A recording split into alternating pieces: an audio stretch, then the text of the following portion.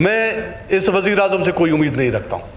नहीं, आपने सिर्फ ये कहा था कि मैं अपना मौक़िफ़ दे रहा हूँ, कहता हूँ फ्लोर पे मैं कह रहा हूँ कि उनको एहसास नहीं है। एहसास होता तो ये हमारे खून इशारा बन जाता, हमारे हज़ारों लोग जो नहीं मरते। ये मेरा मौक़िफ़ है, मैं वज़ीर आज़म से कोई उम्मीद नहीं रखता हूँ। तोड़ फोड़ करके डी बलोच के नाम से है। जब उससे बात करते हैं कि जी आप काम क्यों नहीं करते, कहते हैं कि मेरे हाथ बहुत लंबे हैं, मैं किसी बड़े का पार्टनर हूँ। मुझे नहीं पता किसका पार्टनर है किसका पार्टनर नहीं। ये रोड का काम नहीं हो रहा है, कहता है नहीं अभी मुझे याद है, मुझे हाथ ऐसे करके ज़हीर साहब ये काम भी होगा। लोगों के, मजदूरों के, वहाँ के दुकानदारों के, वहाँ के लोगों के पैसे उठा के चले गए, आज तक वो काम पे वापस नहीं आए। अब स्पीकर, वो 1.5 साल भी गुजर गया, ये 3 साल वाला भी सिस्टम गुजर गया और आज तक उस रोड को अभी उसकी हालत ऐसे बनाई। मैं अभी गया था खुजदार, तो उसकी पोजीशन अभी ये बनाई गई है कि उन्होंने कहीं से तोड़ दिया है, कहीं से बजरी इनके पड़े हुए, कहीं से कलवट से इन्होंने तोड़ दिए, अभी तो उससे ज़्यादा ख़राब हो गया है।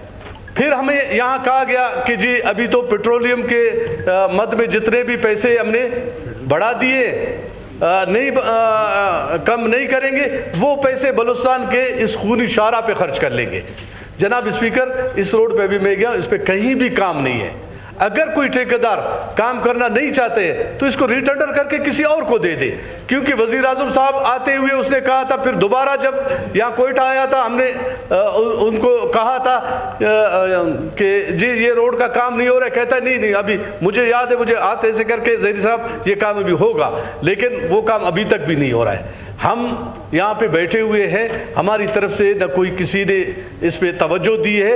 अब भी इस शाहराह की हालत आप देख लें, एक कंपनी है वहाँ पे खुजदार शहर से जैसे ही निकलते उसने तोड़ फोड़ करके डी बलोच के नाम से है। जब उससे बात करते हैं कि जी आप काम क्यों नहीं करते, कहते हैं कि मेरे हाथ बहुत लंबे हैं, मैं किसी बड़े का पार्टनर हूँ। मुझे नहीं पता किसका पार्टनर है किसका पार्टनर नहीं, हमें उससे काम नहीं। उसने चंद मशीनरी अपना वहाँ पे जला के पुराने, आज भी कोई आ जाए मैं सबूत पे वहाँ पे दिखाता हूँ, चंद मशीनरी शहर के अंदर उसने पुराने मशीनरी जला के कहता है कि जी मुझे काम करने नहीं दे रहे। उसने वहाँ के लोगों के, मजदूरों के, वहाँ के दुकानदारों के, वहाँ के लोगों के पैसे उठा के चले गए, आज तक वो काम पे वापस नहीं आया है। अगर वो काम नहीं कर सकते ये कंपनियाँ, वही कंपनी, सेम कंपनी खुजदार से बेसेम के लिए काम कर रहा है। वो रोड उसने मुकम्मिल भी कर लिया, छोटे मोटे, अभी मैं उस रोड पे गया था, छोटे मोटे काम है वहाँ पे कर रहे। वहाँ पे इसको सिक्योरिटी का मसला नहीं है, क्योंकि सबसे हमारा खुजदार का ख़राब इलाका जो दहशतगर्दी के उसमें है वो गिरेशा का इलाका है। गिरेशा में ये काम कर रहा है वहाँ पे बैठ के। आज मैं अभी गया हूँ 3-4 दिन पहले, मैंने अपने आंखों से देखा है, उसकी मशीनरी भी काम कर रही है, उसके लोग भी काम कर रहे हैं। वहाँ इसको कोई मसला नहीं है, जहाँ सिक्योरिटी का मसला है वहाँ मसला नहीं है। और जहाँ पे नहीं है, इन्होंने मिट्टी के पैसे उठा लिए, इन्होंने जो बलूचिस्तान के जितने पैसे थे वो उठा के अभी कहते हैं कि जी हमें यहाँ नहीं छोड़ रहे, वहाँ नहीं छोड़ रहे, वहीं नहीं छोड़ रहे। नहीं छोड़ रहे तो जाओ भाई, क्यों उठाते हो काम? जनाब स्पीकर, इस पे तवज्जो दे दे। अभी रोड की हालत पहले से भी खराब है। ठीक।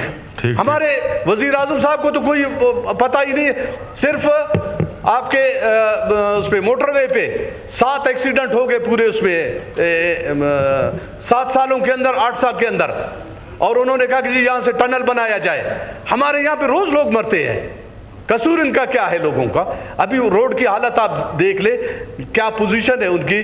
वजीर आजम साहब को कह दे कि या वजीर आजम साहब ये बातें अपने नहीं करें, हमें यहाँ पे कायदे अवान ने यही कहा था कि जी पेट्रोलियम के जितने पैसे, पेट्रोलियम में इन्होंने कमी नहीं की, वो पैसे बलूचिस्तान के रोडों पे खर्च हो जाएंगे, इसी रोड पे खर्च हो जाएंगे।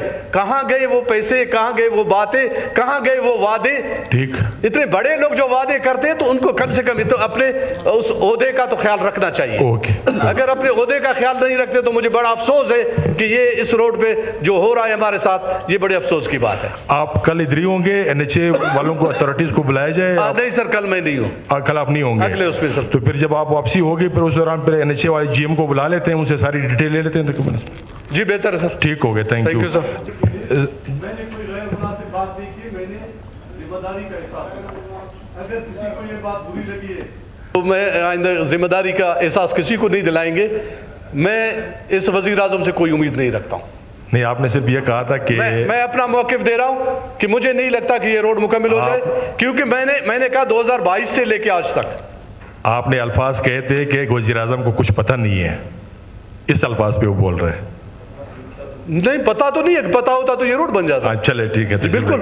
और मैं अब भी मैं कहता हूँ, फ्लोर पे मैं कह रहा हूँ कि उनको एहसास नहीं है, एहसास होता तो ये हमारे खून इशारा बन जाता, हमारे हजारों लोग जो है ना नहीं मरते। ये मेरा मौक़िफ़ है, मैं वज़ीर आज़म से कोई उम्मीद नहीं रखता हूँ। ओके।